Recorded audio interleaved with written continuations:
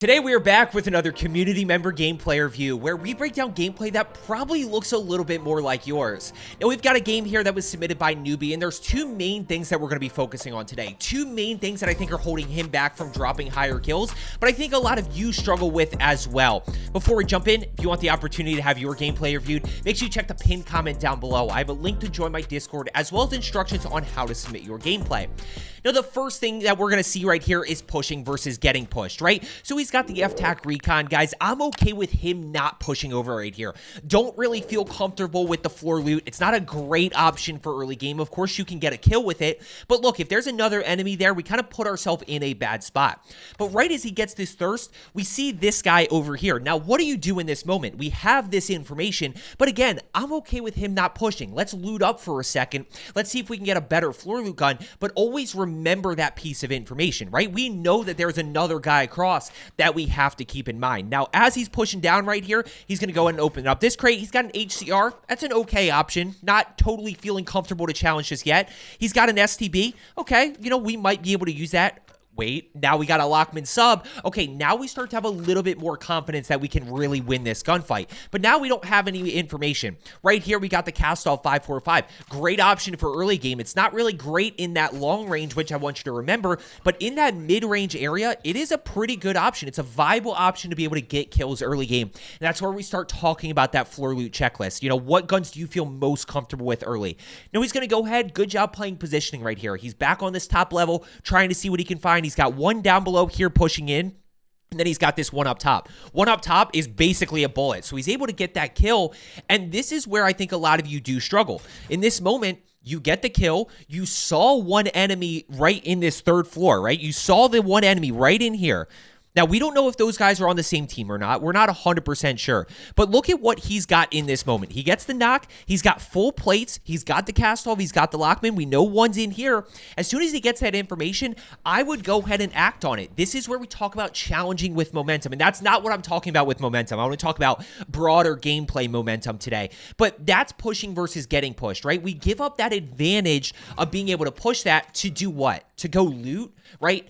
All of a sudden, the longer you wait to act on a piece of information, a lot of you remember me saying this in the rebirth days, the longer you wait to act on that information, the more it's going to change. We knew that this guy was down below somewhere on this side. Well, now in the 15 or 20 seconds that has passed, he might be up top on the roof. He might be over on this side down below. He might be over on this side up top. Like, we don't really know where he is at this point, and that makes everything a little bit tougher. Real quick, by the way, if you are looking to get better at Ashika Island, make sure you are subscribed down below. I'm a 3.5 KD player, and my whole goal is just to help you become a better player. Get more kills, die less, pick up a few more wins, and have a lot more fun. So that's my whole goal. If you are looking to get better at Ashika, make sure you are subscribed. Now, right here, you can tell he's thinking about the fact that he's over here, not quite putting ourselves in the best spot. And all of a sudden, as we see right here, we have no idea where he is at this point, right? He could be anywhere in this building across, which is a lot of room to cover. Now, as he pushes, he's going to get a little bit of information. We're going to see this guy on the roof. He's going to be able to execute it. Look, this lobby's not great, but we do have to capitalize on these lobbies. You're going to see that this isn't the best lobby ever. That's okay. We've still got to figure out how to drop high kill games in these, and then, of course, we got to manage the sweaty ones as well. He's able to get the thirst. Look what he does again. Once again, gets that piece of information. Now, this one's a little bit different because he did take a little bit of damage. So we can't immediately challenge with momentum, but look at which way he's going. Look at which way this guy's moving to, right? Watch the way he's moving. Do you think he's moving up the stairs? Does it look like he's moving up the stairs? You know, he's not moving down the stairs because down would be the opposite direction. But right there, I'm guessing he's moving up the stairs, and we need to find a way to get on top of this rooftop. Sure enough, what do you see? Yes, I watched his gameplay back, but sure enough, there he is. We're able to get that knock. Teammates able to get the knock. There's the thirst. Now, this is another thing that I want to highlight with you. At this point, when we talk about momentum and pushing versus getting pushed, I think a lot of you struggle with these two things.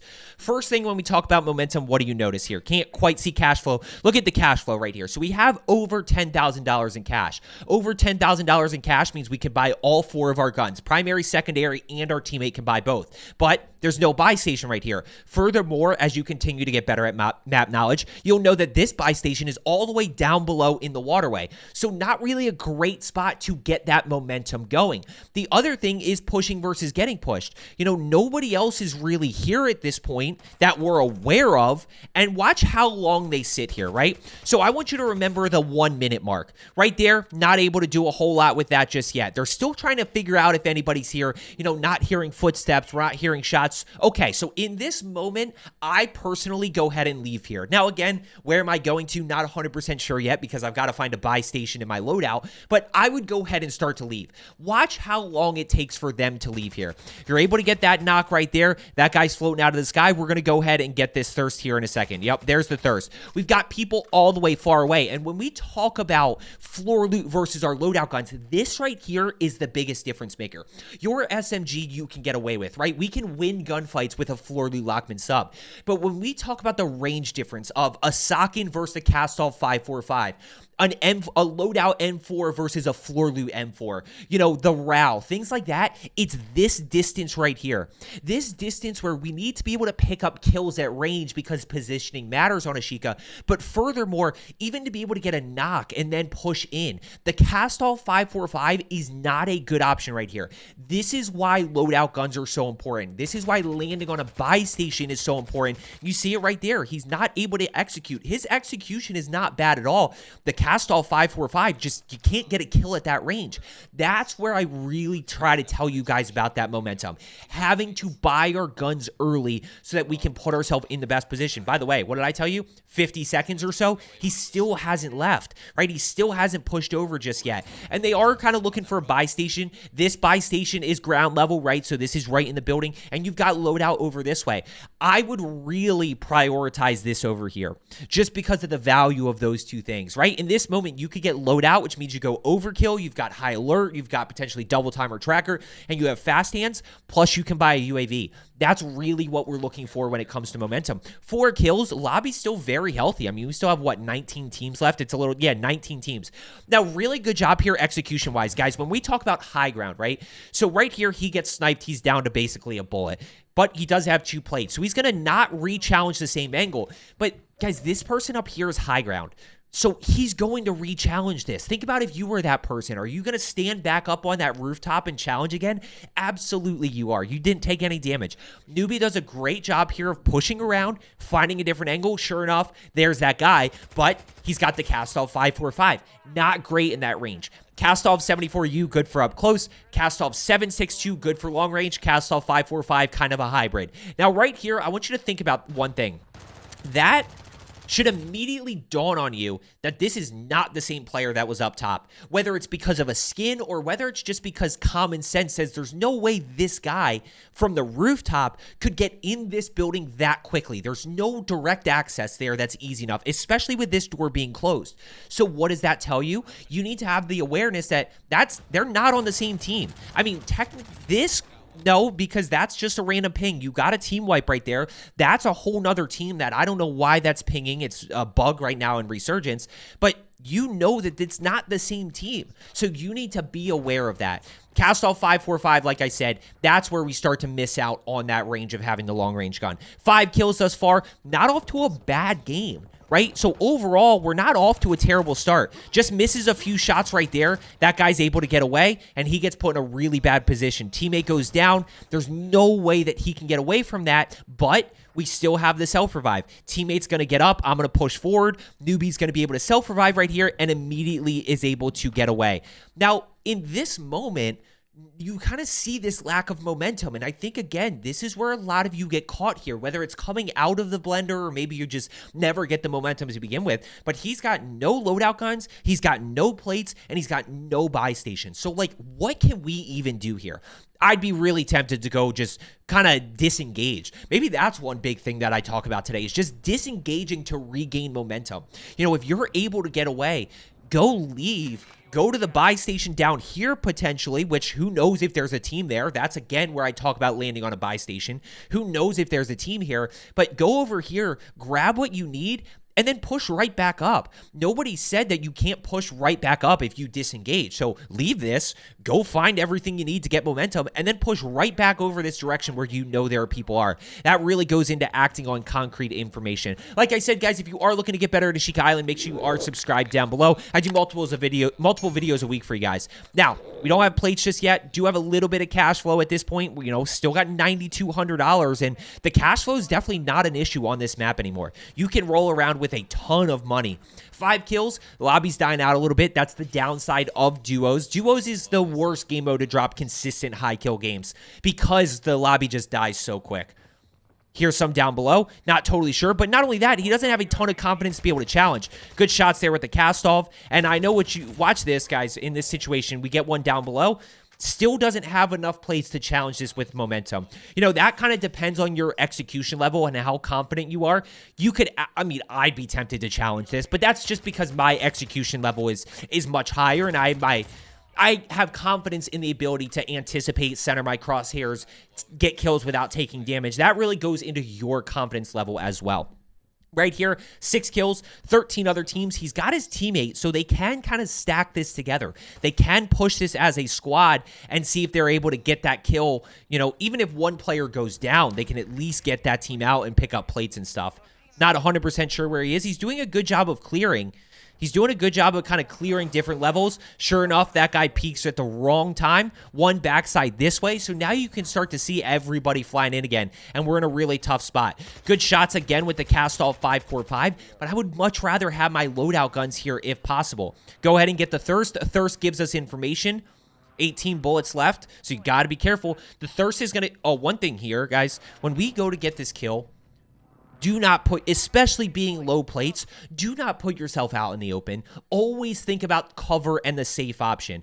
This window is awfully appealing right now to jump through. Instead, what does he do? He pushes all the way around here. Look at how many different places he can get shot from. He's got one plate. The TTK is insanely fast on this game, so he could potentially put himself in a pretty bad spot. Now he gets the Thirst, gets a few plates right there. He's got one, but he can't challenge this with momentum because he doesn't have enough plates. He's got to put this next plate in. He can't challenge that. He also has to reload the Lockman, which you're going to see here. This is a minor mistake. I know this is going to bug a lot of you. He's not going to reload this Lockman or cast off for a while. That's a minor thing, though. That's something even I forget to do sometimes as a 3.5 KD player. Yes, we want to be all over it, but if you've watched me in streams, you know that I forget to do it sometimes. It's one of those where things are happening so fast that sometimes you just forget. That's not something that is super important in this gameplay. We're looking at bigger picture stuff here, not the occasional you forgot to reload.